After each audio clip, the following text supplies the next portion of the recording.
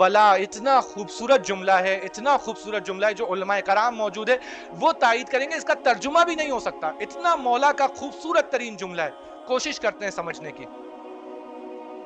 وَلَا تَرْفَعْنِي فِي النَّاسِ دَرَجَةً إِلَّا حَتَّتْنِي عِنْدَ نَفْسِي مِثْلَهَا وَلَا تَحْدِثْ لِي عِزًّا ظَاهِرًا إِلَّا أَحْدَثْتَ لِي ذِلَّةً بَاطِنَةً عِنْدَ نَفْسِي بِقَدْرِهَا۔ قربان جائے امام کی زبان پر۔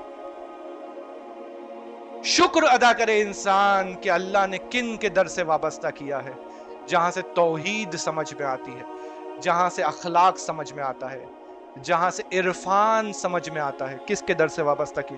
پروردگار وَلَا تَرْفَعْنِي فِي النَّاسِ دَرَجَةً، پروردگار مجھے لوگوں کی نظروں میں بلند نہ کر، مگر اتنا بلند کرنا جتنا مجھے اپنی نظروں میں گرا دے۔ وَلَا تَحْدِثْ لِي عِزًّا ظَاهِرًا، پروردگار مجھے اتنی عزت ظاہری عطا کرنا جتنی مجھے ذلت باطنی عطا کر دے۔ ایسا نہ لوگ مجھے اچھا سمجھ رہے ہو تو میں بھی اپنے آپ کو اچھا سمجھوں، نہیں، لوگ مجھے اچھا سمجھے لیکن مجھے معلوم ہو میری حقیقت کیا ہے، مجھے معاشرے میں بیلنس دیکھے کتنا ہے، افراط و تفرید سے نجات۔ پروردگار مجھے معاشرے میں عزت دینا، لیکن اس عزت کے ساتھ مجھے اپنے نفس کے نزدیک ذلیل کر دینا، اپنے نفس کے نزدیک حقیر کر دینا، اپنے نفس کے نزدیک چھوٹا کر دینا،